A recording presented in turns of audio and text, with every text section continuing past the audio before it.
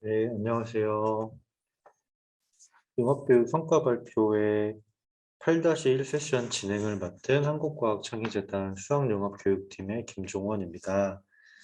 아직 선생님들께서 앞에 강의 끝나시고 조금 들어오시는 중인 것 같아가지고요.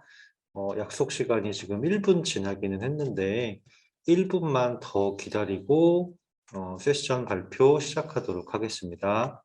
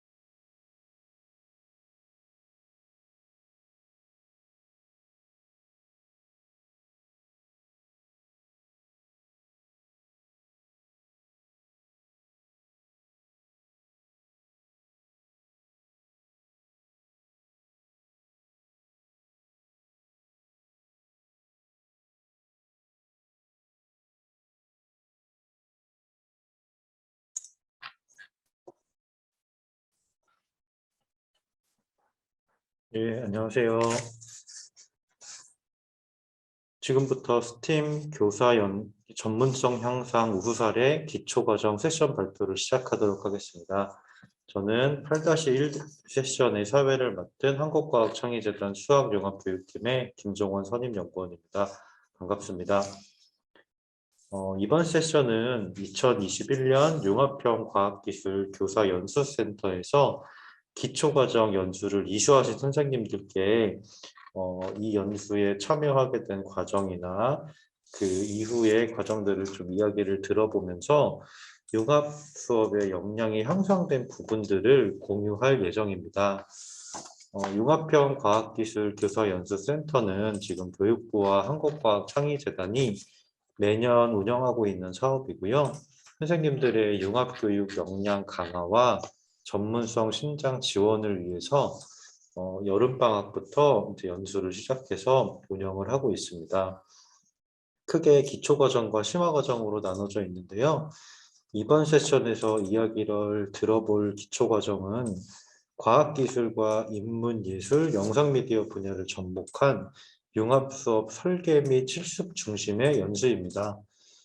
집중 연수를 아마 여름방학 기간 중에 거치셨을 거고요. 그리고 2학기 중에 학교에서 실제로 현장 적용을 해 보시고 그 결과를 지금 이제 성과 발표회를 거쳐서 정리를 최종하셨을 거고요. 그 중에 우수 사례 몇 가지를 저희가 공유해 보도록 하겠습니다. 이번 시간은 기초과정이고요. 초등학교, 중학교, 고등학교 선생님 각 한 분씩 해서 세 분의 사례를 들어보도록 하겠습니다. 첫 번째 발표는 정선고등학교의 고인수 선생님께서 진행해 주실 예정이고요. 각 발표는 약 한 25분 정도 진행될 예정입니다. 들으시는 분들께서는 채팅창에 궁금한 점 남겨주시면 될 것 같고요. 아니면 각 선생님의 발표가 끝나신 이후에 자유롭게 그 목소리로 의문사항을 남겨주셔도 될 것 같습니다. 그러면 첫 번째 발표자 고인주 선생님께 마이크를 넘겨드리도록 하겠습니다. 네, 목소리 들리시나요? 네, 목소리 들리시나요? 제 목소리는 안 들려서. 예, 잘 들립니다. 네, 그러면은 화면 공유하고 진행하도록 하겠습니다. 네, 저는 이번 스팀 교사 전문성 향상 연수 사례 발표로 이제 고등학교 사례로 지금 발표를 하게 됐어요. 이 연수를 듣고 나서의 제 수업 주제는 지구온난화 완화를 위한 재활용품 식물 화분 제작이라고 하는 그런 수업을 준비를 해서 진행을 했습니다. 제가 일단은 이 차례를 이렇게 쭉 가져와 봤습니다. 뭐 무한상상의 진행력 과학실 수업 설계 배경, 수업 설계 실행 발표 계획 이렇게 지금 준비를 해봤는데요. 제가 이 연수를 시작하게 된 이유는 요것 때문인 거라고 얘기를 하고 싶습니다. 스팀 기초 연수를 이제 신청하게 된 이유가 제가 올해 무한상상실이랑 지능형 과학실을 구축을 하면서 이 둘이 스팀이랑 많이 관련이 있잖아요. 그래서 이것을 이제 제가 이 실을 실현시키기 위해서 요 스팀 연수를 신청을 했습니다. 저희 학교에 있는 이 무한상상행 지능형 과학실을 좀 소개를 해드리면은 과학실과 그 다음에 공작실을 같이 섞어 놓은 거라고 보시면 됩니다. 무한상상실에서 이제 목공 3D 모델링 앤 프린팅, 아두이노 혹은 뭐 공작 이런 것들을 할 수 있고, 그 다음에 지능형 과학실에서는 말 그대로 전문적인 과학 지식을 습득을 할 수 있는 공간. 이 둘을 합쳐보면은 결국에는 학생들이 과학실에서 배운 내용들을 자신의 창의적 설계를 가지고 이제 실현시킬 수 있는 공간이라고 볼 수 있다고 생각을 했습니다. 그래서 이렇게 두 개를 엮어서 실을 구성했고, 그러면 이곳에서는 스팀이 충분히 진행이 되지 않을까라는 생각을 했습니다. 저희 과학실의 모습은 이렇게 되고요. 제가 지금 여기서 1인 미디어 세트실에서 지금 수업을 지금 여기서 사례 발표를 하고 있습니다. 저희 뒷모습은 이렇게 되어 있고요. 이렇게 따로 소켓 공간으로 아이들이 상부 활동할 수 있도록 해놓은 공간, 그리고 왼쪽이 이제 아이들이 제일 좋아하는 포켓 공간, 여기서도 이제 앉아서 마루를 배치해가지고 앉아서 이제 회의할 수 있는 공간, 그 다음에 야외 목공실, 아이들이 목작업도 할 수 있는 이런 공간, 그리고 이제 공작실을 이렇게 준비를 했습니다. 이 공작실의 좀 안쪽에는 이렇게 3D 프린터랑 레이저 커팅기를 둬가지고 실을 사용할 수 있도록 진행을 했고요. 그러면서 이렇게 실을 구축하고 나서 그러면 이걸 가지고 어떻게 수업을 해 보여야 할까라고 생각을 하면서 스팀 기초 연수를 참가해서 열심히 들었습니다. 그때 이제 제가 많이 인상 깊었던 것들이 이렇게 몇 가지를 가져와 봤어요. 일단은 혹시 이런 과학 쿠키라고 하는 유튜브 채널을 운영하시는 분이 이제 와서 강의를 해주셨거든요. 저도 지금 강원 지구과학교사 연구회원으로서 같이 유튜브를 운영하는데 거기서 참고해 볼 만한 그런 것들을 많이 얻을 수 있었고요. 그 다음에 이제 또 저희 연구회에서 이런 마이크로비트라고 하는 블록 코딩을 할 수 있는 그런 것들이 있어요. 그래서 그거를 활용을 해야 되는데 그거를 이제 코딩 음악이랑 관련해 가지고 연수를 들은 적이 있습니다. 이런 것들이 저에게 엄청 제가 실제로 이걸 진행을 하기 때문에 엄청 크게 다가왔고요. 그리고 이제 연수에서 이제 직접 참가했던 이 무동력 자동차 만들기 요걸 바탕으로 아이들에게 창의적 설계를 통해서 이제 제작을 할 수 있는 수업을 만들면 어떨까? 동교에서 구축되어 있는 그 실을 이용해서 그런 수업을 하면 어떨까라는 생각에 이를 활용해서 이제 스팀 실천 수업 지도하기라고 하는 마지막 차트를 진행하게 되었습니다. 일단은 수업 설계 배경부터 말씀을 드릴게요. 제가 방금 소개해 줬던 저희 학교 무한상상행 지능형 과학실을 어떻게 활용하면 좋을까? 수업에 어떻게 활용하면 좋을까? 그리고 수업을 지식 전달 위주로 할까? 아니면은 학생 역량 강화 위주로 수업을 할까? 이런 고민들. 그리고 제가 이 학교에서 학생 참여형 과학 수업 선도학교를 담당한 적이 있었어요. 그때 이제 아이들 수업에 이렇게 참여할 수 있도록 하는 과학 수업을 운영했을 때 어떤 도움이 될지를 한번 경험해 봤거든요. 그래서 이런 것들을 다 합쳐서 수업을 한번 만들어 보면 어떨까라는 생각을 했었습니다. 이때 도움이 많이 됐던 게 그 스팀 기초 연수였던 것 같아요. 그래서 수업을 설계를 해 보았습니다. 일단은 주제를 선정했습니다. 어떤 것들이 좋을까라는 이제 고민을 했었는데요. 저희 기초 연수에서 분인별로 토의를 할 수 있는 시간이 있었어요. 저랑 이제 조경식물 선생님이랑 그다음 영어 선생님 이렇게 한 팀이 되어 있었습니다. 그 선생님들과 이제 어떤 수업을 만들면 좋을까 이런 얘기를 하다가 제가 마침 이제 지구과학 교사로서 지구온난화를 수업을 할 때가 된 것 같았어요. 그래서 그럼 지구온난화를 이용해서 아이들이 이 현재 문제를 슬기롭게 해결해 볼 수 있는 아니면은 현재 문제를 더욱더 깊게 이해할 수 있는 그런 수업을 만들어 보면 어떨까라는 생각을 했었습니다. 그 와중에 저희 조경식물 선생님께서 저희 조경식물 쪽에 실내 가든이라고 하는 게 있다. 그런 식물 관리 이쪽이 있다. 이런 얘기를 듣고 그러면은 이 지구온난화와 결국에는 이 식물이 크게 연관된다라는 이야기를 하면서 그럼 이 지구온난화와 관련돼서 수업을 만들어 보자. 이런 이야기를 나누게 되었습니다. 그러면서 이제 구체적으로 수업 지도안을 작성을 했습니다.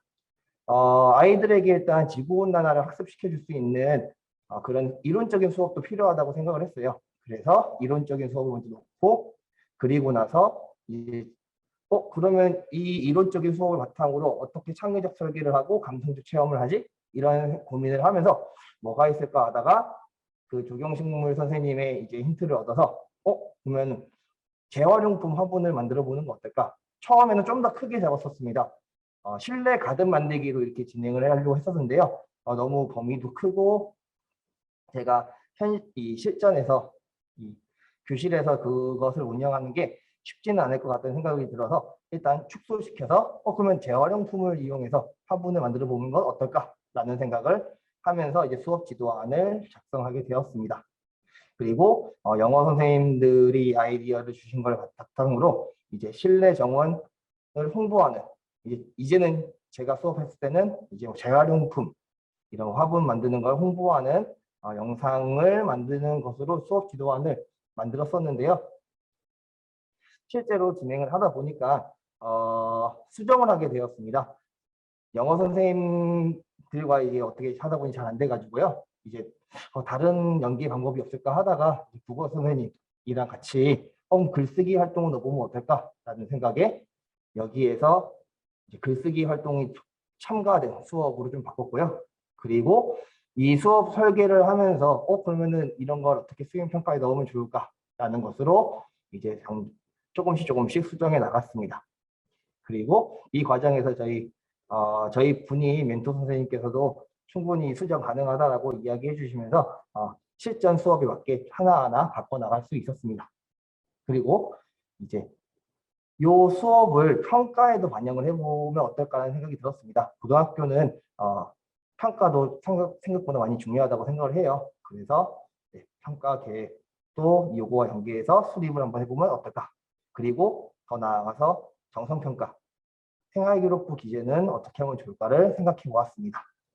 그리고 실제 이 수업이 아이들에게 어떤 도움이 될지 이런 성취 기준도 하나씩 분석을 해 보았고요. 그래서 이런 것들이 합쳐져서 재활용품 화분 만들기 수업이라고 하는 주제로 수업을 진행할 수 있었던 것 같습니다.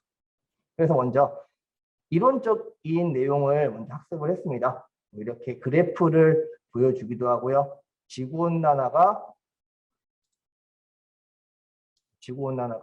이렇게 이런 일들이 지구온난화에 의해서 이런 일들이 일어나는구나 라는 것을 일단 아이들이 접할 수 있도록 수업을 진행을 했고요.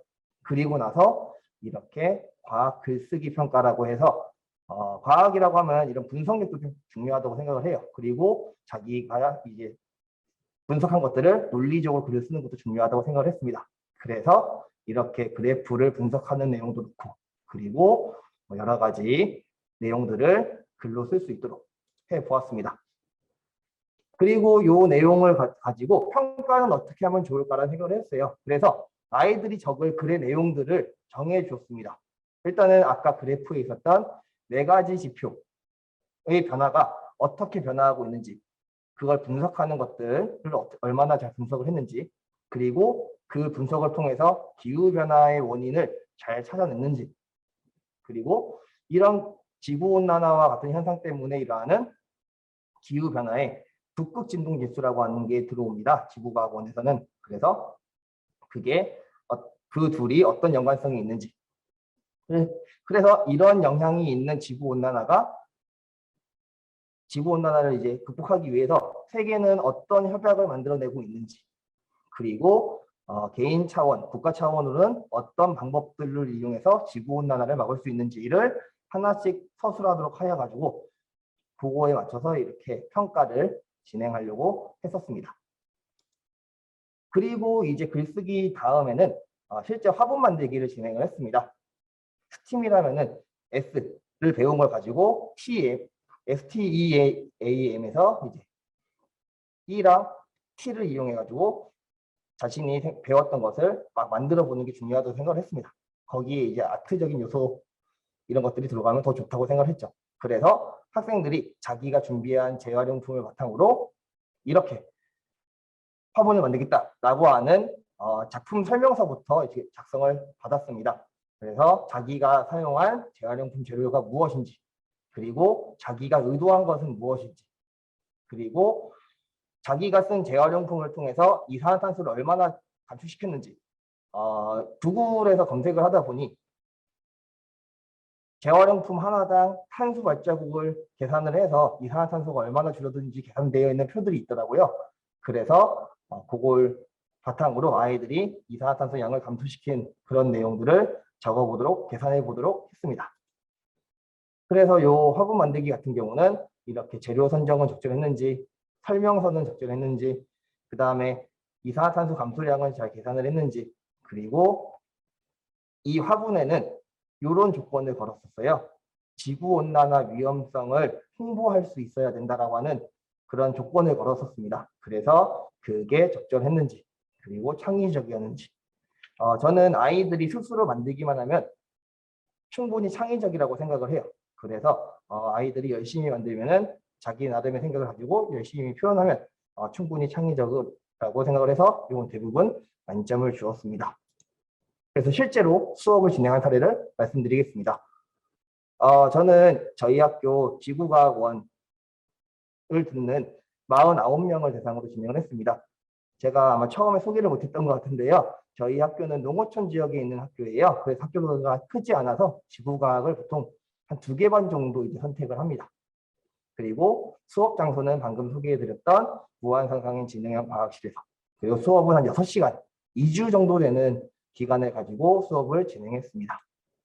그래서 이렇게 첫 번째로 이렇게 이론 수업을 진행했습니다. 지구온난화 무엇인지, 어떤 일들이 일어나고 있는지, 이런 기초적인 지식을 일단 먼저 습득을 하도록 한 다음에요. 그 습득한 내용을 바탕으로 글쓰기 활동을 진행했습니다. 지금 아이들이 돌아다니면서 물어보기도 하고, 요 사진 같은 경우는 이제 글쓰기 활동이랑 그 다음에 진행되는 활동이 이제 겹쳐지는 그런 과정에서 찍은 거라서 이제 다양한 활동들이 벌어지고 있는데요. 그래서 글쓰기 활동을 했고요. 그리고 이렇게 글쓰기 활동을 할 때는 항상 누구나 이야기할 수 있도록 했습니다.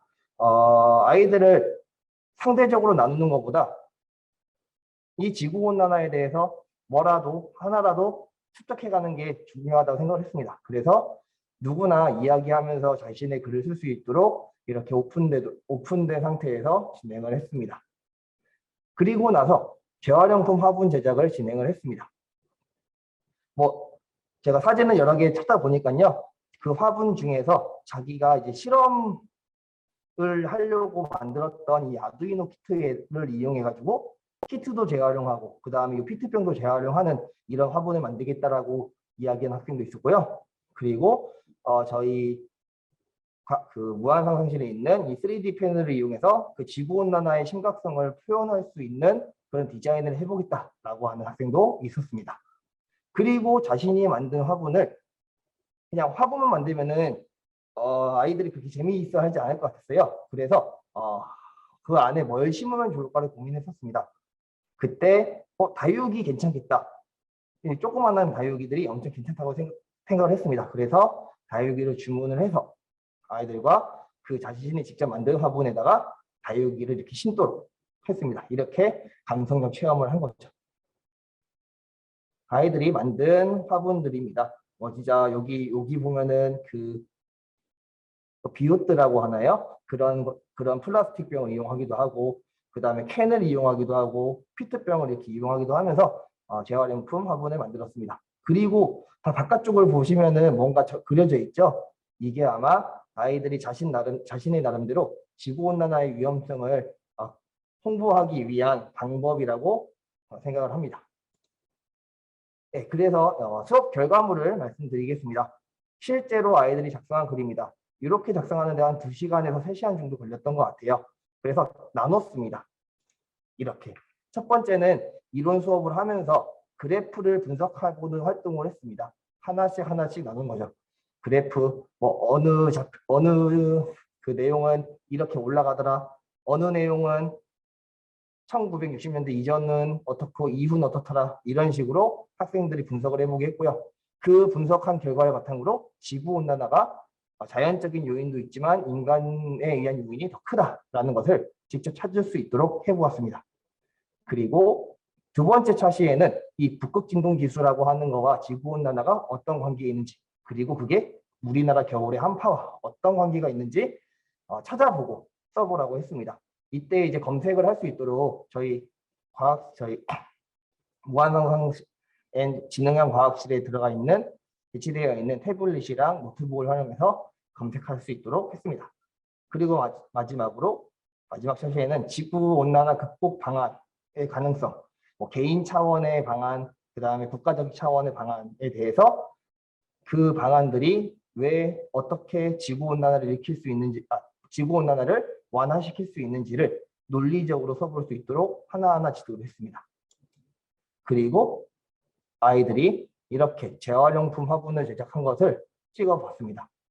이 학생 같은 경우는 스마트 플라워팝이라고 하는 이름을 가지고 페트병과 자신이 이제 방학 때 캠프할 때 사용했던 이 키트를 재활용했다고 얘기를 했습니다.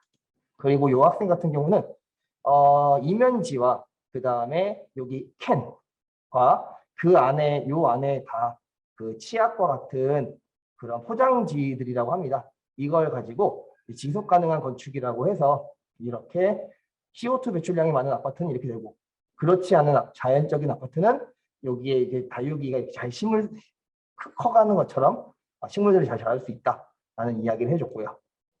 그리고 이 학생 같은 경우는 이제 3D 펜으로 지구가 더워지고 있는 걸 이렇게 노란색으로 표현했다고 합니다. 그리고 이 안에는 흙을 넣어서 다육이를 심은 거죠. 이런 식으로 학생들이 직접 재활용품을 가지고 화분을 제작할 수 있도록 했습니다. 그랬더니만 제가 이제 교실에서는 주로 강의식으로 수업을 많이 해요. 그래가지고 아이들 지루해하는 아이들도 많고 이제 공부에 관심이 없는 아이들 같은 경우는 이제 많이 지루해하기도 하는데요. 요거 할 때만큼은요 모두가 진짜 참여를 했습니다. 수업을 듣지 않았던 애들도 요거 만들기 할 때만큼은 정말 같이 했고요. 제가 옆에서 드릴로 구멍을 뚫어주고 밴드소로 플라스틱을 잘라주고 이러다 보니까 아이들도 신기하게 보기도 하고 수업에 좀 더 적극적이 되었습니다. 그러면서 자연스럽게 지구온난화가 이런 거구나 라는 것도 느낄 수 있도록 했고요. 그리고 이제 요거 화분 만들 때만큼은 아이들이 정말 재밌었다고 얘기를 했습니다. 그리고 제가 이게 꼭 얘기해 드리고 싶었던 게 있었는데 글쓰기 활동을 이렇게 진행을 하면서 아이들의 서술형 답변이 바뀌었습니다. 기존에는 너무 논리적 비약이 많은 답변들이 많았었는데 지금은 그래도 하나하나 단계별로 논리적으로 찾아가려고 하는 그런 답변들이 많아지는 것까지 느낄 수 있었습니다. 그래서 저는 이 사례들을 제가 정선에 있는 고등학교 선생님들과 모임을 했습니다. 그때 제 수업 사례 발표로 이야기하기도 했고요. 특히 이 지능형 과학실에서 이런 수업을 할 수 있다는 이야기를 모였을 때 이야기하기도 했습니다.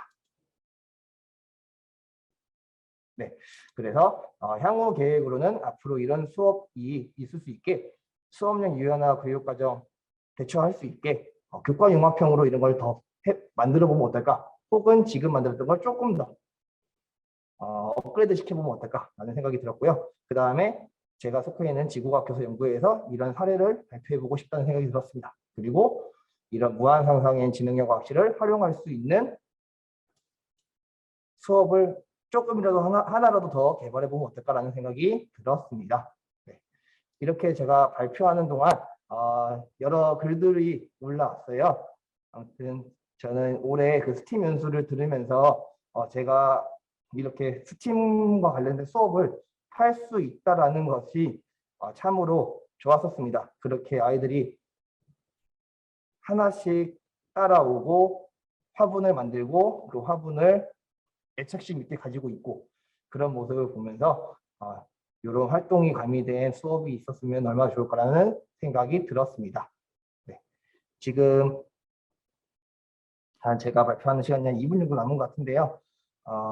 박가을 선생님께서 이제 고등학생이라고 해서 조금 유치할 수도 있을 거라고 생각을 했어요. 저도. 그런데 아이들은 전혀 그렇게 느끼진 않았던 것 같아요.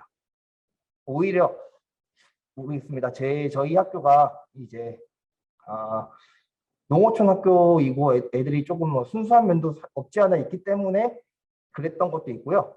아니면은 너무 꽉 막힌 고등학교 수업만 쭉 듣다가 이렇게 체험을 할 수 있었다는 것 자체만으로도 아이들이 좋아했다는 거라고 저는 좋아할 수 있었던 거라고 생각을 하는 것 같습니다.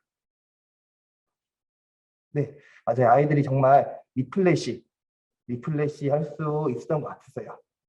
이 수업만큼 저도 엄청 힐링이 됐던 것 같아요.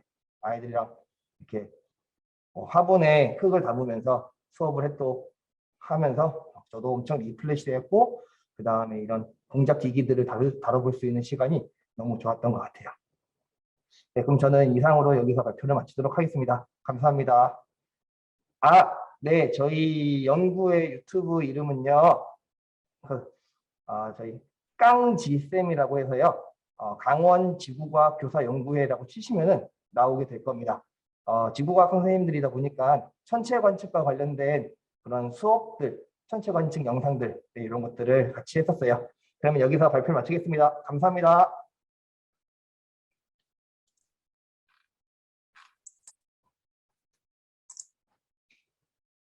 예, 첫 번째 발표해 주신 정선고등학교 고인수 선생님 감사합니다. 그러면 두 번째 발표 이어가도록 하겠습니다. 두 번째 발표는 배영초등학교 이민지 선생님께서 준비하고 계십니다. 이민지 선생님께서는 마음과 기술의 만남, 적정기술이라는 주제로 아마 발표를 해주실 예정이시고요. 그러면 배영초등학교 이민지 선생님 모셔보도록 하겠습니다.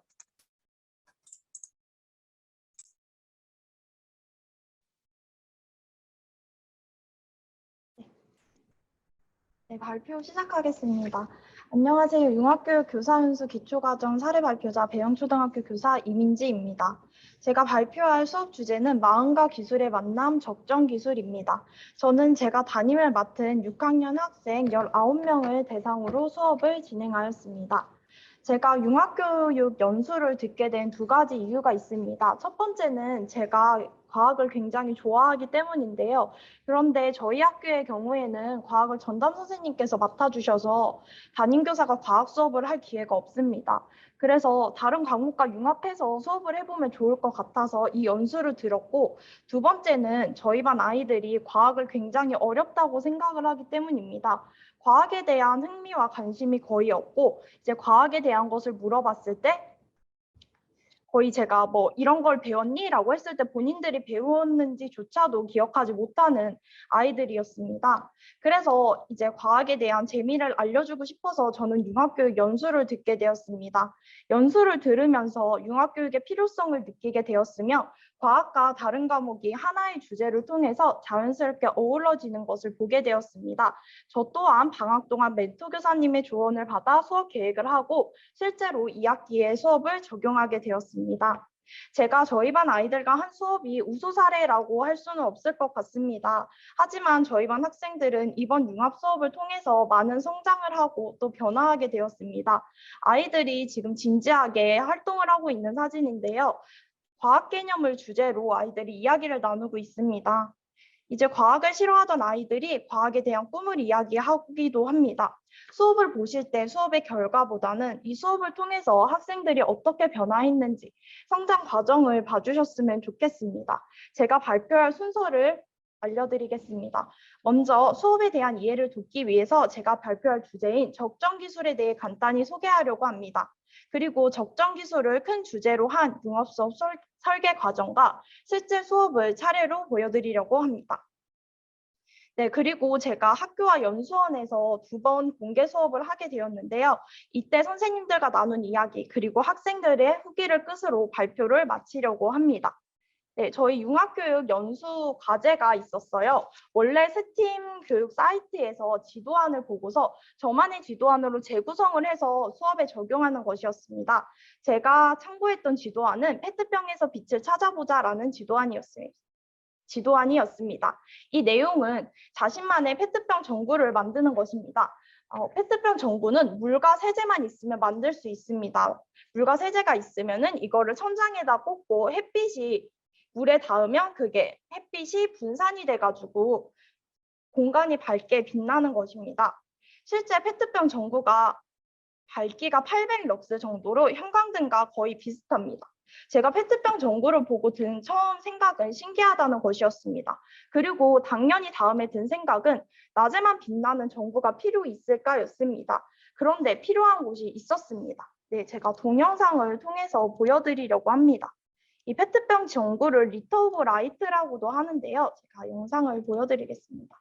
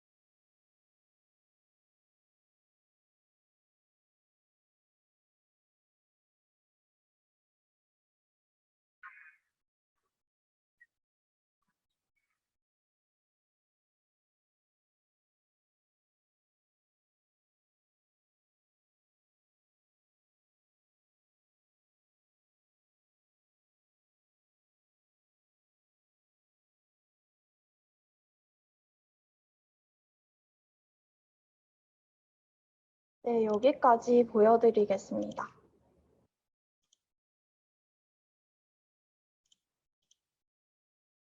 페트병 전구 이제 영상의 마지막에 한 할머니께서 이 말씀을 하시는데요. 대수롭지 않게 생각했는데 이것 없이는 살 수 없어요. 적정 기술은 이처럼 삶을 변화시키는 기술입니다. 네, 적정 기술은 특정한 지역에서 효율적으로 원하는 결과를 얻게 할 수 있는 가장 단순한 수준의 기술입니다. 아무래도 첨단 기술이 사용되는 선진국보다는 기술의 혜택을 받지 못하는 개발도상국 또는 소외된 지역에서 주로 쓰이는 기술입니다. 적정 기술의 예는 다음과 같습니다. 네, 이렇게 그물에 맺힌 이슬을 모아서 물을 모으는 와카워터, 그리고 아까 말씀드렸다시피 페트병에서 빛의 분산을 이용한 페트병 전구, 그리고 나무가 없는 지역에서 사탕수수로 숯을 만들기도 하고요. 정수기의 원리를 이용해서 정화작용을 하는 라이프 스트로우, 그리고 아이들이 미는 힘을 이용해서 펌프를 작동시키기도 하고, 그 전자기 유도를 통해 축구공으로 전기를 생산하기도 합니다. 또 이제 그 통의 회전력을 이용해서 세탁기를 만들기도 합니다. 그런데 이런 적정 기술, 삶에 정말 필요한 기술이지만 그런 만큼 필요가 없으면 없어집니다. 그래서 실제로 지금 여기 아까 보여드렸던 것 중에서 살아남은 적정 기술들입니다. 네, 이게 사라진 이유는 아무래도 비용 문제 또는 유지, 보수, 관리 문제가 있었는데요. 그래서 이런 것을 통해서 우리는 적정 기술의 조건을 볼 수가 있습니다. 적정 기술은 적은 비용으로 활용해야 되고 사용 방법이 굉장히 간단해야 됩니다. 또한 지역 주민들이 스스로 만들 수 있어야 합니다. 저는 이것을 보고서 우리 아이들이 정말 배웠으면 하고 알았으면 하는 주제라고 생각했기 때문에 수업을 구성을 하게 되었습니다. 네, 그래서 제가 아이들한테 수업을 하면서 써준 편지인데요. 여기에서 아이들한테 마지막에 기발하고 친환경적이면서 따뜻한 이 기술은 너희들이 나아가야 할 방향을 제시하고 있는 듯해. 이번 주제를 통해 너희들이 사회와 과학에 대한 관심을 가진과 동시에 소외된 이웃을 생각하는 따뜻한 마음을 기르기를 기대할게 라고 써놨습니다. 저는 아이들이 이 기술을 발명을 하면서 또 이 기술을 발명하기 위해서 배우면서 아이들이 과학적 탐구력을 가진과 동시에 다른 사람들을 생각할 수 있는 따뜻한 마음을 가지길 기대하면서 수업을 구상하였습니다. 네, 그래서 제가 이제 적정 기술을 통해서 어떻게 융합 수업을 구상하였는지 말씀드리겠습니다. 융합 수업은 과학, 기술, 공학, 수학, 그리고 인문예술이 하나의 주제로 합쳐진 수업입니다. 저는 이제 2015 개정 교육과정 6학년 성취 기준에서 이런 성취 기준들을 가져왔습니다. 과학에서 페트병 전구 때문에 빛에 대한 성취 기준을 가져왔고, 그리고 적정 기술을 만드는 데는 초등학교 과학 전체 성취 기준이 쓰이게 됩니다. 사회에서 지구촌 문제에 대한 성취 기준을 가져왔고, 미술에서 표현에 대한 성취 기준, 그리고 실과에서 발명에 대한 성취 기준, 도덕에서 세계화 시대의 그런 인류애와 그리고 해결할 수 있는 의지, 실천 방안, 이거와 관련된 성취 기준을 가져오게 되었습니다. 네, 융합교육에서 중요한 것은 다음의 3단계입니다. 상황 제시와 창의적 설계, 그리고 감성적 체험입니다. 네, 학생들이 실생활 문제 해결의 필요성을 직접 느끼게 되고 상황 제시를 통해서, 그리고 그 문제 해결 방법을 스스로 해결하는 창의적 설계, 그리고 문제를 해결하고 성공의 경험을 통해서 학생들은 융합적이고 복합적인 역량을 기를 수가 있습니다. 저는 학생들에게 매 차시마다 이렇게 상황을 제시를 하거나 또는 학생들이 실패의 경험을 통해서 직접 그 상황을 맞닥뜨리면서 학생들이 문제 해결의 의지를 갖게 하였습니다. 학생들은 문제를 해결하며 실패 또는 성공의 경험을 하면서 결과를 환류하고 스스로 문제 해결의 방향을 찾게 되었습니다. 그런데 이런 융합 수업은 학생들이 흥미를 잃고 목적을 잃어버리면 문제 해결의 의지를 잃게 되고 더 이상 수업이 진행될 수가 없습니다. 저는 수업을 진행하면서 이 과정을 겪었었고 시행착오를 통해 다음과 같이 수업을 재구성하게 되었습니다. 수업 과정을 통해서 차례로 설명해 드리겠습니다. 네, 그리고 이제 스팀 교육 목표에 따라서 수업 목표를 이런 식으로 정해봤습니다. 네, 실생활 문제를 통해서 과학 개념이 사용됨을 알고 이런 과학 개념을 통해서 학생들이 적정 기술을 개발하는 것입니다. 제 수업 과정을 간단하게 말씀드리면 제가 만든 활동지를 통해서 적정 기술을 알아보고 학생들이 지구촌 문제를 인식하고 과학 개념을 알아봅니다. 지구촌 문제와 관련된 과학 개념을 알아보고 이것을 배경 지식으로 해서 학생들이 적정 기술을 발명하는 것입니다. 네, 1차 시부터 제가 수업 과정을 보여드리겠습니다. 활동지를 통해서 진행을 했고요. 1차 시에는 페트병 전구를 보면서 학생들이 지구촌에도 소외된 지역이 있다는 것을 알게 되고 그리고 여러 가지 영상을 통해서 지구촌의 문제를 알아보는 것입니다. 그리고 이 3차 시에서는 직접 학생들이 페트병 전구를 만들어 보았습니다. 그리고 5차 시에는 페트병 전구에 레이저 포인트를 비추면서 빛의 직진, 반사, 굴절 과정을 각각 관찰해 보았습니다. 그리고 6차 시에서는 활동지를 통해서 적정 기술을 알아보았습니다. 적정 기술과 환경, 과학 간의 관계를 통해서 적정 기술의 필요성을 느끼고 그리고 적정 기술이 기초적인 과학 개념으로도 만들어질 수 있다. 그래서 너네가 알고 있는 아주 기초적인 과학 개념으로도 실생활의 문제가 해결될 수 있다는 것을 느끼게 하였습니다. 다음으로 아까 제가 보여드렸던 것과 같은 적정 기술의 사례들을 알려주고 그리고 실패 사례들을 보여주면서 적정 기술의 조건을 탐색하게 하였습니다. 네, 마지막으로 실가 시간에 배웠던 아이디어 발상 기법이 적정 기술에 어떻게 쓰였는지를 보면서 적정 기술 발명을 준비하였습니다. 그래서 이제 7차 시에 적정 기술 발명이 시작이 되었습니다. 근데 저희 반 아이들의 결과를 보여드리겠습니다. 저희 반 아이들이 지구촌 문제를 찾는 것도 되게 어려워했고 지구촌 문제의 원인이나 해결 방안도 못 찾았습니다. 그래서 제가 이 수업이 끝나고서 정말 많은 반성을 했고 저희 학교에 수석 선생님이 계셔서 그분과 함께 고민을 하면서 제 수업을 돌아보게 되었습니다. 그래서 학생들에게 어떤 부분이 부족한지 다시 한번 찾아보게 되었습니다. 일단 학생들은 지구촌 문제가 무엇인지는 알고 있었습니다. 하지만 이 친구들은 지구촌 문제와 적정 기술을 연결을 짓지 못했습니다. 지구촌 문제에서 필요한 그 사람들한테 필요한 걸 찾지 못했고, 그리고 두 번째, 학생들이 3, 4, 5, 6학년 동안 과학 개념을 배우는데 그 개념을 거의 기억을 하지 못했습니다. 마지막으로 학생들은 실생활 문제 해결의 경험이 거의 없었습니다. 그래서 제가 이것을 해결하기 위해서 세 가지를 도입을 했습니다. 첫 번째는 기준 세어 분류하기, 두 번째는 과학 개념 카드 사용하기, 그리고 세 번째는 이트리즈 카드입니다. 네, 각각 설명을 해드리겠습니다. 네, 일단 7차시를 다시 한번 시작해 보았습니다. 저희 학교가 격주 등교라서 블렌디드 수업을 통해서 학생들과 수업을 진행을 하였습니다. 학생들에게 한 3개 정도의 지구촌 문제를 찾게 한 다음에 여기 띵커벨의 게시판에 올리게 하였습니다. 그리고 등교를 해서 학생들이 포스트잇에 그 지구촌 문제를 적고 자신만의 말로 정리하게 하였습니다. 다음으로 비슷한 것끼리 묶었고 그 다음에 학생들로 하여금 이것을 기준을 세워서 분류를 하게 하였습니다. 학생들이 자기가 해결할 수 있는 문제를 찾기 위해서 기술을 통해서 해결할 수 있는 문제, 정책으로 해결할 수 있는 문제, 이거 둘 다 안 되니까 미래로 남겨둬야 되는 과제로 제가 나눠서 분류를 하게 하였습니다. 예를 들어서 지구온난화 같은 경우에는 정책으로도 당장 해결이 안 되고 기술로도 당장 해결이 안 되기 때문에 학생들이 미래에 남겨둬야 될 과제로 고르게 되었습니다. 네, 그래서 학생들이 당연히 이 적정 기술로 개발할 기술은 여기 기술로 해결할 수 있는 문제를 고르게 됩니다. 그래서 학생들이 골랐는데 역시나 이 결과를 봤더니 방향을 잡지 못했습니다. 학생들이 원인과 해결 방안을 찾으면서 원인과 해결 방안 자체를 찾으면서 자꾸 메비우스의 띠처럼 왜 산불이 일어날까? 온도가 올라가니까 기온이 올라가서 이런 식으로 문제를 거르지 못하는 모습을 보여서 제가 다시 한번 이 활동지를 제시를 해주었습니다. 학생들에게 정책, 기술, 미래로 생각을 해보게 하고 본인들이 해결할 수 있는, 당장 해결할 수 있는 기술이 아니라면 과감하게 제외하게 하였습니다. 그래서 학생들은 이런 결과를 가지게 되었습니다. 네, 기아 문제인데 기아는 식량이 부족하고 음식이 부족해. 그래서 음식이 부족한 이유는 무엇일까? 가난해. 왜 가난할까? 전쟁 때문에. 라고 하면 학생들이 전쟁이 일어나는 건 해결을 할 수 없기 때문에 과감하게 제외하게 하고 다시 다른 것으로 생각을 전환하게 하였습니다.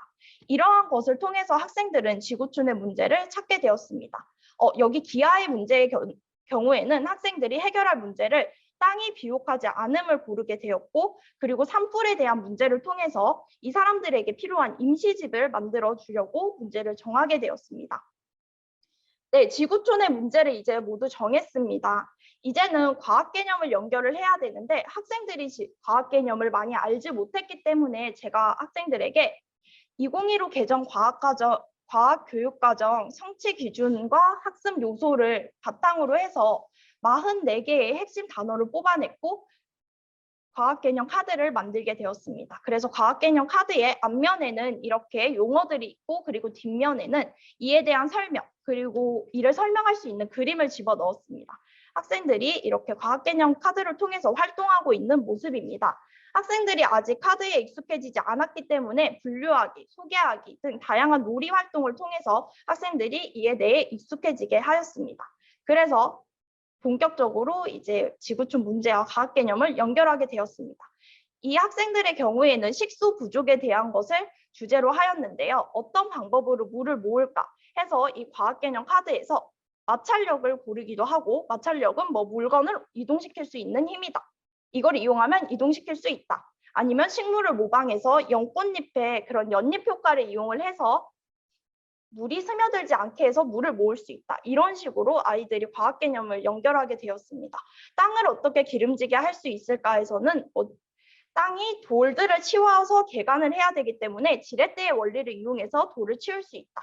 이런 식으로 했고요.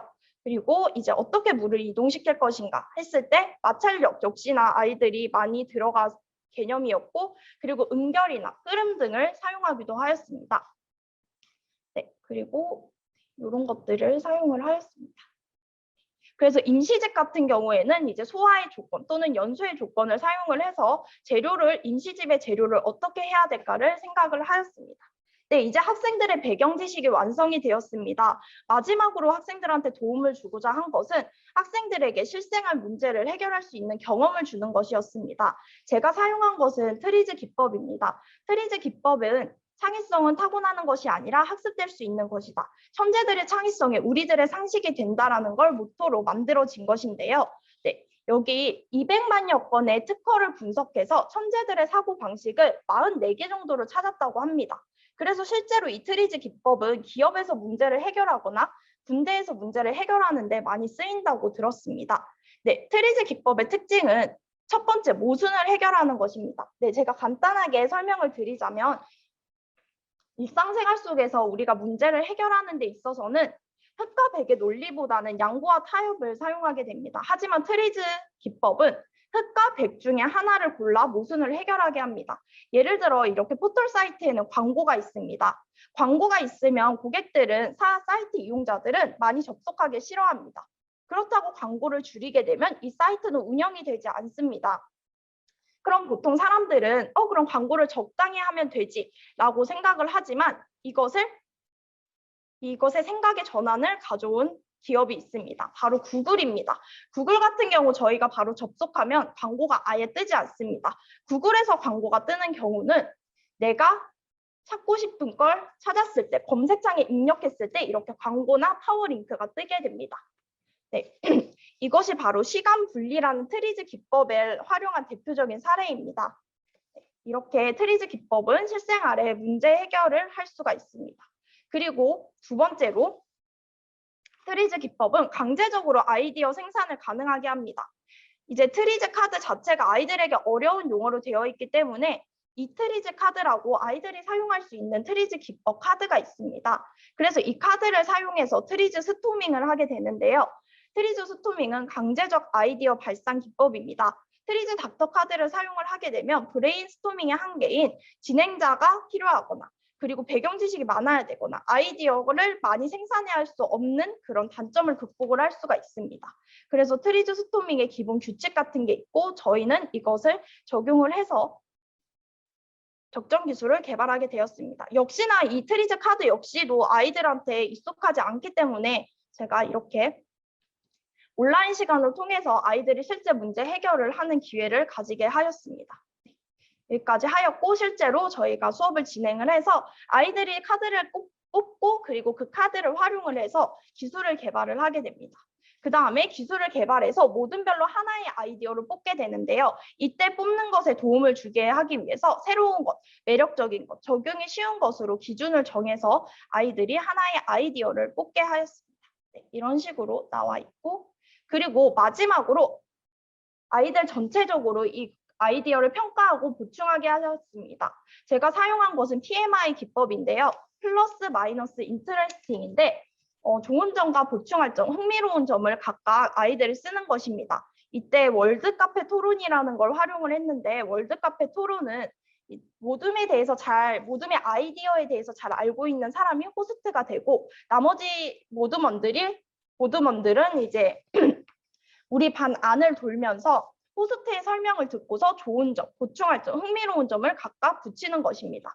그래서 우리 모둠원들이 생각하지 못한 여러 가지 부분을 다른 친구들이 이렇게 생각을 해줍니다. 이런 식으로 부분을 다르게 하기 위해서 오목하게 한다 해서는 중심을 못 잡을 수 있다. 이런 식으로 해서 아이들이 점점 생각을 발전해 나갔습니다. 그런데 제가 이렇게 해서 모든별로 과제를 완성을 하게 하려고 했는데 저희 학교에서 이제 코로나가 터져가지고 아이들이 등교를 못하게 되었습니다. 몇몇 학생들이 등교를 못하게 되면서 모둠 안에서 하는 것이 어려워졌고 그래서 전체적으로 같은 주제를 가지고 하려고 하게 되었습니다. 그래서 제가 간단하게 아이들로 하여금 적정 기술 발표하는 콘테스트 같은 거를 열었는데 아이들이 발표한 모습을 잠깐 보여드리겠습니다.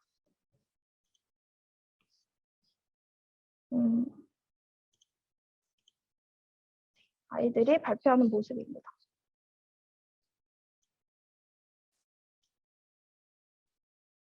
이제 이 아이들이 낸 아이디어가 뭐였냐면 자석의 그런 인력을 이용해서 철과 붙는 성질도 이용을 해서 적정 기술을 발명하는 건데, 근데 임시직 키트를 만드는 것이었습니다. 이런 연결을 할 때 자석의 성질을 이용해서 만드는 것입니다.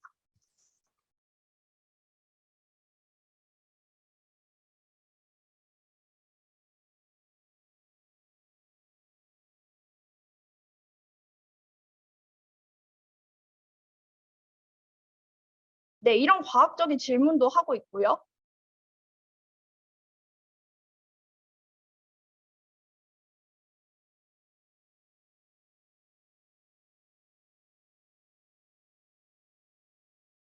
네, 이런 것도 있고, 그리고 다른 모둠도 보여드릴게요.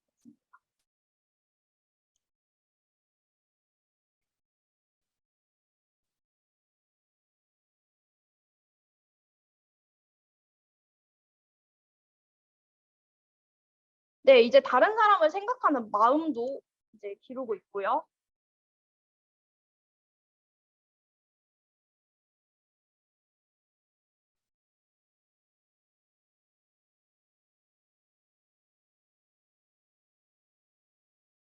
네, 이런 질문도 하면서 아이들이 생각을 넓혀 나가는 모습입니다. 이런 식으로 해서 저희가 하나의 주제를 임시집을 만드는 주제를 정했고 각각 다시 장점과 단점을 생각해서 이렇게 만들었습니다. 지금 아이들이 이걸 누르고 있는 모양인데요. 아이들이 아치 형태로 집을 만들어서 힘의 분산의 원리까지도 알 수 있는 그런 과정을 거쳤습니다. 아직 미완성인 수업인데 네, 저는 아이들의 이야기를 들려드리고 싶습니다. 이 수업을 진행하는 동안 학생들의 이야기를 제가 다 받아 적었었는데 아이들이 이렇게나 많은 과학적 개념을 이야기를 하고 있었습니다. 물을 끓으면 수증기가 되고 해가지고 물의 순환을 통해서 물을 깨끗하게 만들거나 네, 아니 무게중심에 대한 이야기를 하기도 했고요. 그리고 단열 효과에 대한 이야기도 자연스럽게 나오게 되었습니다. 그래서 아이들의 수업 후기인데요. 제가 아이들한테 따로 물어본 게 아니라 저희 교사 능력 개발 평가에서 들어가 있었던 항목들입니다. 그래서 아이들이 과학에 대한 이야기를 굉장히 많이 했고 과학과 사회를 결합시켰기 때문에 너무 좋았다는 그런 수업 후기를 가져왔습니다. 그리고 선생님들 역시도 아이들이 정말 생각을 많이 하면서 활동을 했다고 하였습니다. 저도 이 수업을 진행하면서 아이들과 함께 과학적인 이야기를 많이 할 수 있어서 너무 좋았고 네, 앞으로도 융합 수업을 연구하고 또 발전시키고 싶습니다. 네.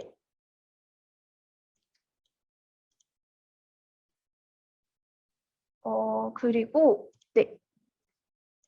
아까 아이들한테 잠깐 후기를 물어봤었는데 이것도 한번 보여드리고 싶어요. 수업 전에 아이들은 과학에 대한 생각이 지루하거나 재미가 없을 것 같다고 했지만 수업 후에는 네, 무언가의 원리를 알고 무언가를 생각해서 만든다는 것이 너무 재밌었다고. 그래서 이제 과학 시간에 담임 선생님과 함께 융합 수업을 하게 되면 2배로 더 알게 되는 것이다 라고 하면서 수업을 통해서 나는 엄청난 성장이 있었다고 평가를 해주기도 하였습니다. 네, 융합교육 연수를 통해서 저는 아이들과 함께 많은 성장을 할 수 있는 기회였던 것 같습니다. 이런 기회를 제공해 주셔서 너무 감사드립니다. 이상으로 발표를 마치겠습니다.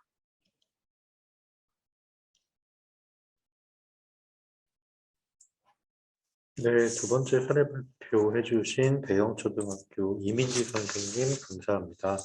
그러면 8-1 세션의 마지막 발표자가 되시겠는데요. 세 번째 발표자 송전중학교의 조민정 선생님 모셔보도록 하겠습니다. 네, 안녕하세요.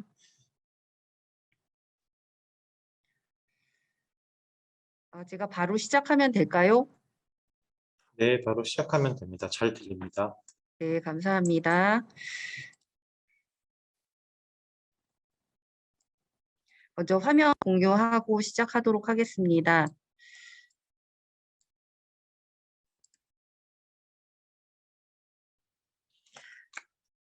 네, 안녕하세요. 송전중학교 과학교사 조민정입니다.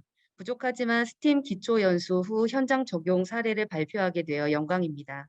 모든 과정이 저에게는 도전이었고 난관과 극복의 과정이었으며 진정한 배움에 대해 깨닫는 소중한 경험이었다는 것을 미리 말씀드리며 발표를 시작하겠습니다. 순서는 프로젝트 개요, 차시별 교수학습 과정, 그리고 현장 적용 사진과 영상, 그리고 성찰 및 향후 계획입니다. 먼저 프로젝트 개요를 말씀드리면 저의 주제는 나도 빛의 예술가입니다. 적용 권장 학년은 중학교 1학년으로 총 수업 시수는 9차시로 지금 되어 있지만 실제로는 2~3차시 정도 더 소요되었습니다. 그 이유는 차시별 과정에서 다시 말씀드리겠습니다. 관련 과목 및 단원은 과학 과목의 빛과 파동 단원과 정보 과목에서 컴퓨팅 시스템 중 피지컬 컴퓨팅 단원, 그리고 미술 과목의 생각이 피어나다에서 색으로 떠나는 여행 단원입니다. 주제의 개요를 말씀드리면 제가 육아휴직 후 올해 복직을 하여서 처음으로 온라인 수업이라는 것을 해보았습니다.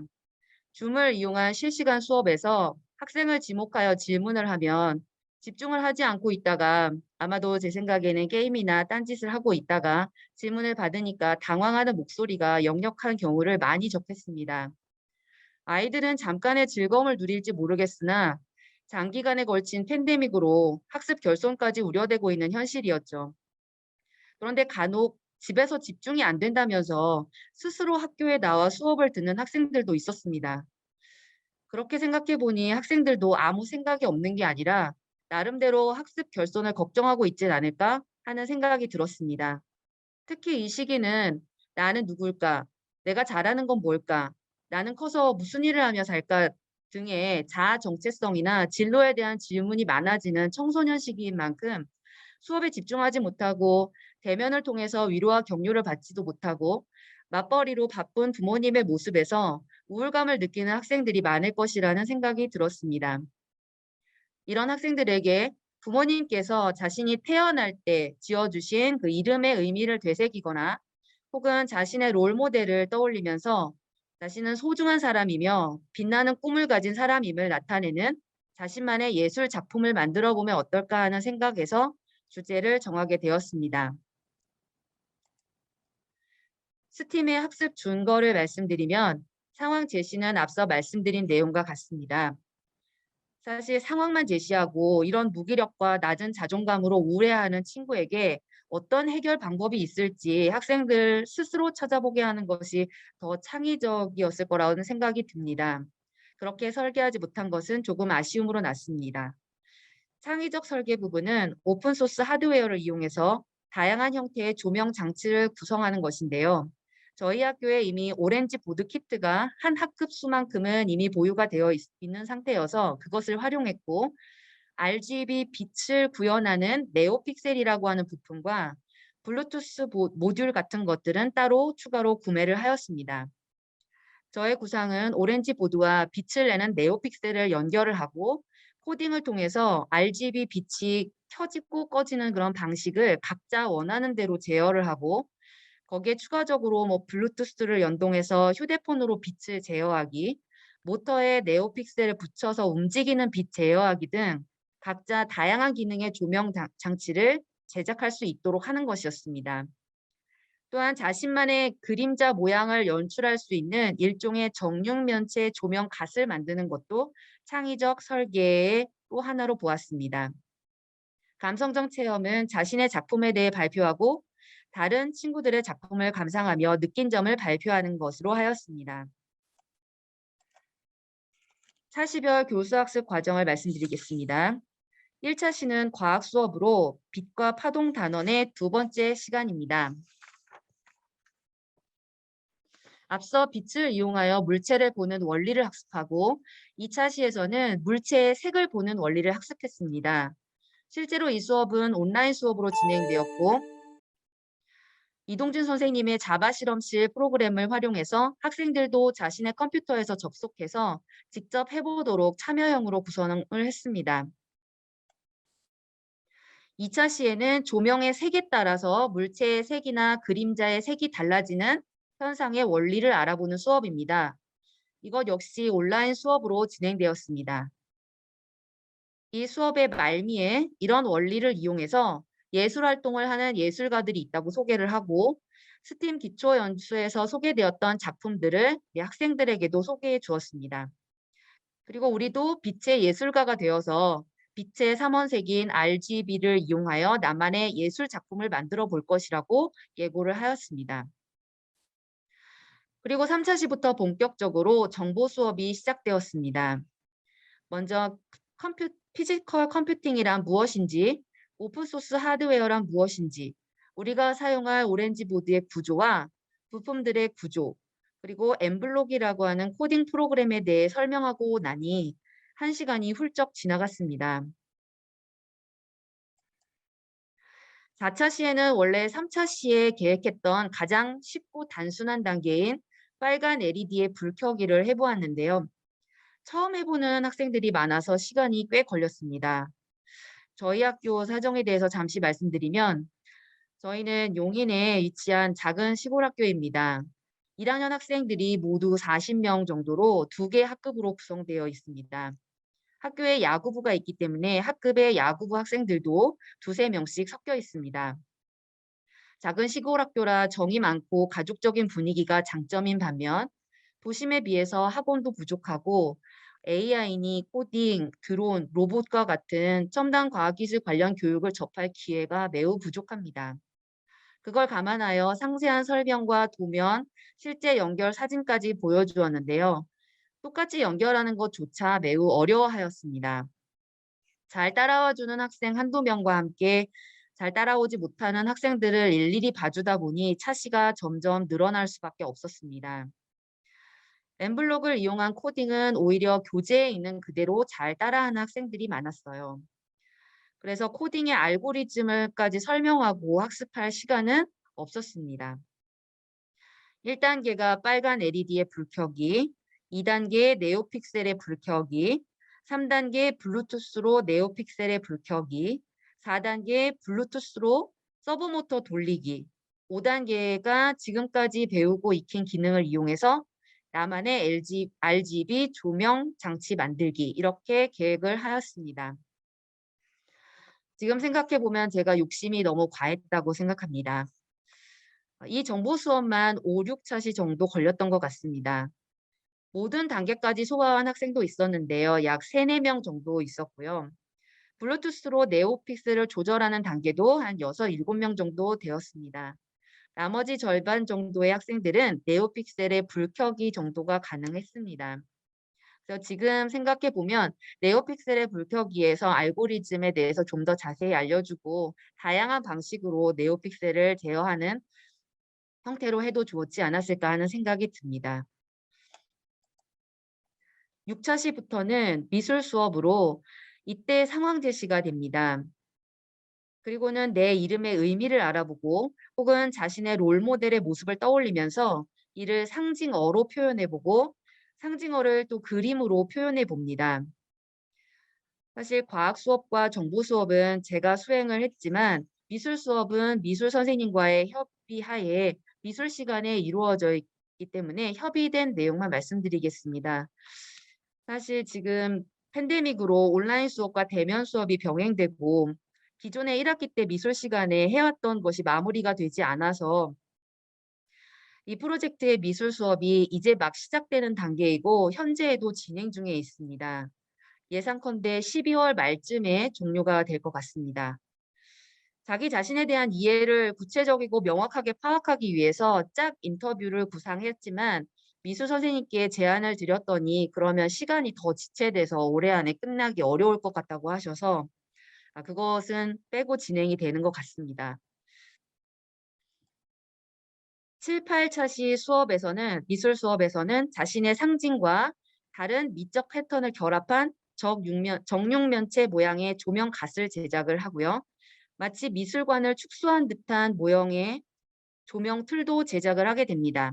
사진에 보시는 바와 같이 제작이 됩니다.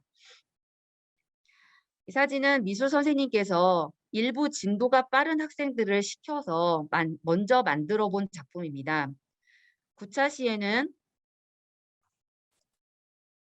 시에는 완성한 작품의 의도와 의미에 대해 발표하고 다른 친구들의 작품을 감상하며 느낀 점을 발표합니다. 아직 프로젝트가 완료되지 못하고 진행 중에 있지만 그간의 수행 과정을 담은 사진과 영상들입니다. 먼저 미술 선생님께서 제작하신 영상을 잠시 보시겠습니다.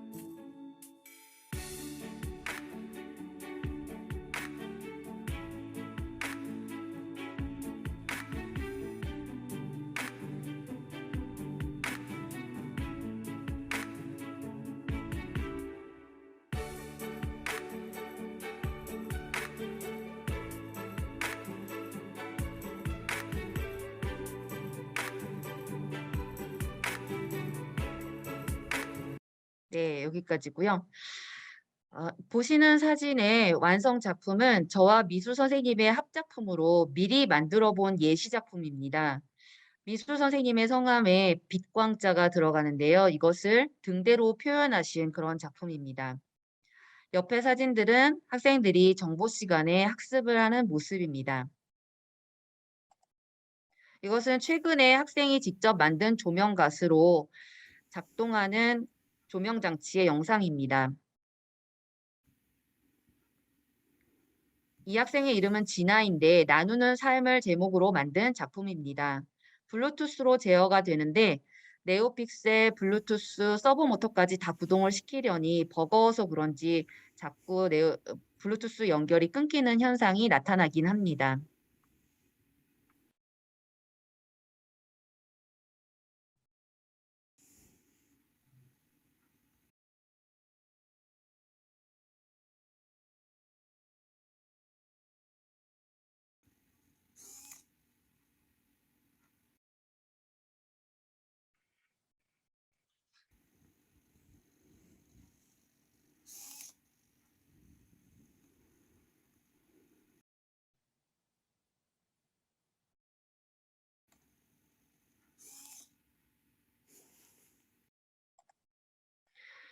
마지막으로 성찰과 향후 계획을 말씀드리겠습니다. 먼저 저의 프로젝트가 스팀의 준거에 잘 맞는지 고민해 보았습니다. 사실 처음 해보는 것이라 아이들의 작품이 어디로 튈지 예측이 어렵고 잘못하면 이 프로젝트가 산으로 갈 수도 있다는 두려움에 아이들에게 많은 조건과 제약을 준 것이 사실입니다. 이 점은 디자인 싱킹 기법 등을 연구해서 학생들이 좀 더 창의력을 발휘할 수 있도록 구성하는 것이 좋겠다는 생각입니다. 저희 학교에 정보 선생님께서 계시지만 원래 수학 교과를 담당하시고 정보는 자격증이 있으셔서 하시는 거였어요. 아이들의 수준에 맞게 아주 쉽게 천천히 수업을 진행하시고 정보 교과의 제일 마지막에 나오는 피지컬 컴퓨팅은 아예 할 시간이 없어서 그간 안 하셨다고 하시더라고요. 아두이노, 오렌지보드 이런 것은 아예 잘 모르신다고 하셔서 제가 그 부분을 맡을 수밖에 없었습니다.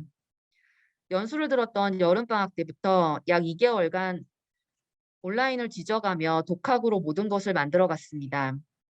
키트를 사용하면 편했겠지만 똑같이 만들어 보는 것에서 다양한 창의적 설계가 어려울 것이라고 판단했습니다. 보드의 종류, 부품의 종류, 구현할 프로그램의 종류와 코딩 방법까지 매일 새벽 시간을 여기에 투자했죠. 상상이 되시겠지만 단계마다 난관의 연속이었습니다. 하나를 해결하면 또 다른 문제가 발생하고 그걸 해결하면 또 다른 문제가 발생하고 내가 왜 이렇게까지 해야 하나 싶을 정도의 생각이 들었죠. 그런데 참 이상한 점은 바쁜 와중에도 이걸 그만하고 싶지가 않았습니다. 솔직히 좀 재미가 있었습니다. 수십 차례 문제가 발견될 때마다 이런저런 궁리를 하고 주변의 도움을 구해보니 어떻게든 해결이 되는 과정을 겪으면서 그 성취감이 저를 끝까지 포기하지 않도록 붙들어줬던 것 같습니다. 시간이 지나서 생각해 보니까 바로 이런 과정이 진정한 배움의 과정이 아닐까 하는 생각이 들었어요.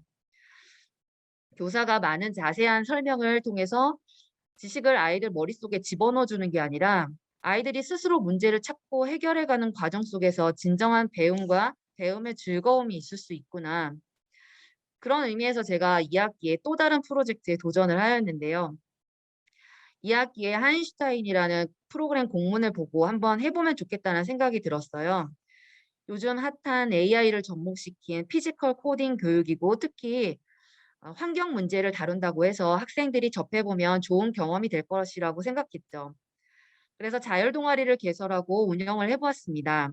방과 후에 4시에서 6시 정도까지 이루어지다 보니까 8명 정도 되는 소규모 아이들이긴 하지만 매우 힘들어했어요. 8회까지는 학습이 이루어지고 9회, 10회에는 저희 이 스팀 프로젝트처럼 팀을 짜서 프로젝트를 수행하는 그런 프로그램이었습니다. 그리고 그것을 지원해 주는 곳에서 자체 운영하는 올림피아드에도 나가게 되었습니다. 수업을 들을 때는 딴짓도 하고 힘들어하기도 했는데 자기들이 프로젝트로 뭘 만들어야 하고 발표도 해야 한다고 하니까 정말 언제 그랬냐는 듯 정말 열심히 하더라고요. 평일에도 나와서 연습하고 정말 시간을 많이 투자했습니다. 결국 자체 올림피아드에서 저희가 2팀이 나갔는데 그중에 한 팀이 우수상을 받았습니다. 그 4명의 학생이 느끼는 자부심이 엄청났습니다. 작품은 투명 페트병에 라벨이 붙어져 있으면 그 휴지통 뚜껑이 열리지 않고 빨간불이 켜지고 라벨이 떼어져 있으면 초록불로 바뀌면서 뚜껑이 열리는 그런 작품입니다. 그 영상을 잠깐 보시겠습니다. 그렇게 누르면 또 열리고. 좋아.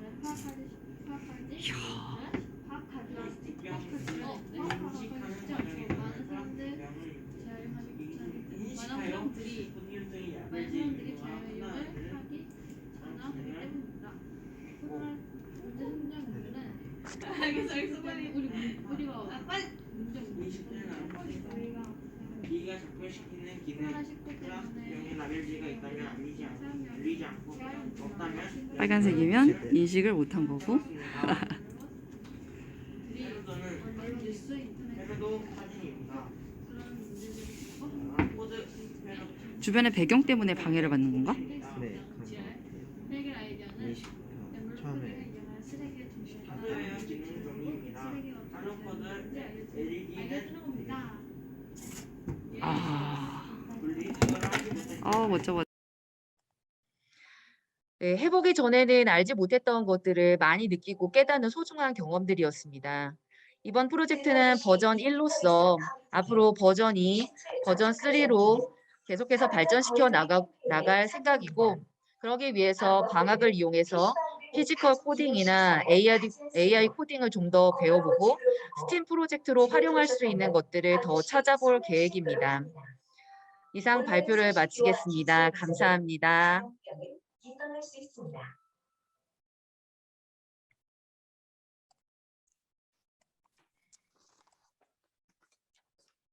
예, 세 번째 사례 발표해 주신 송전중학교 조민정 선생님 감사합니다. 혹시 앞에 세 분께 질문 있으시면 채팅창으로 남겨주시면 될 것 같고요.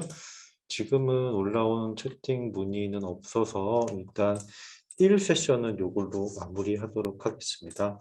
앞에 세 분 선생님께 다시 한번 감사드리고요. 이렇게 세 분 발표 들으면서 올해 교사연수센터 기초과정 연수가 어떻게 운영되었고 또 어떤 성과가 있었는지 알 수 있는 시간이었습니다. 오늘 2부 세션은 잠시 쉬는 시간 가졌다가 16시부터 시작될 예정이거든요. 16시에 다시 요 줌 링크에서 그대로 시작하도록 하겠고요. 쉬는 시간 활용하셔서 연수 참여하고 계시는 선생님들께서는 소속 학교랑 성함이 꼭 그 지금 채팅창에 이름에 드러날 수 있도록 이름 변경 한 번씩만 부탁드립니다. 그러면 잠시 후에 16시에 심화과정 연수 사례 발표로 다시 만나 뵙도록 하겠습니다. 감사합니다.